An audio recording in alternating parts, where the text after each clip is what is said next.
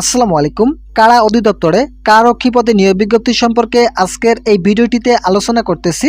আপনাদেরকে ভিডিওটি প্রথম থেকে শেষ পর্যন্ত দেখার জন্য অনুরোধ রইল এবং আপনি যদি আমাদের চ্যানেলের নতুন সদস্য হয়ে থাকেন তাহলে অবশ্যই চ্যানেলটি সাবস্ক্রাইব করে পাশে থাকা বেল আইকনটি অল করে দিন। কারা অধিদপ্তরে নিয়োগ বিজ্ঞপ্তি সম্পর্কে আজকের এই ভিডিওটিতে আলোচনা করতেছি। কি রকম যোগ্যতা থাকলে আপনারা আবেদন করতে পারবেন। তো বন্ধুরা, এখানে দেখতে পারতেছেন প্রথম যে পদটি রয়েছে কারারক্ষী, এই পদের বেতন স্কেল দেওয়া রয়েছে ৯,০০০ টাকা থেকে ২১,৮০০ টাকা প্রদান করা হবে। গ্রেড ১৭, এটা কিন্তু ১৭ গ্রেডের একটি জব।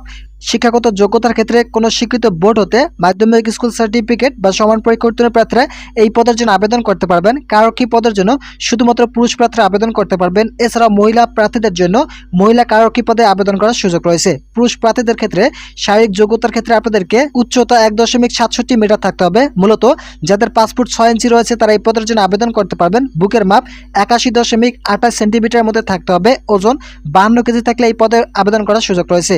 বৈবাহিক অবস্থা আপনাদেরকে অবশ্যই অবিবাহিত হতে হবে। শুধুমাত্র অবিবাহিত প্রার্থীরা এই পদের জন্য আবেদন করতে পারবেন। এই সার্কুলারে কিন্তু বাংলাদেশের সকল জেলার প্রার্থীরা আবেদন করার সুযোগ পাবেন। দ্বিতীয় নম্বর যে পদটি রয়েছে মহিলা কারারক্ষী, এই পদের জন্য গ্রেড নির্ধারণ করা হয়েছে ১৭ এবং বেতন স্কেল ৯,০০০ টাকা থেকে ২১,৮০০ টাকা প্রদান করা হবে।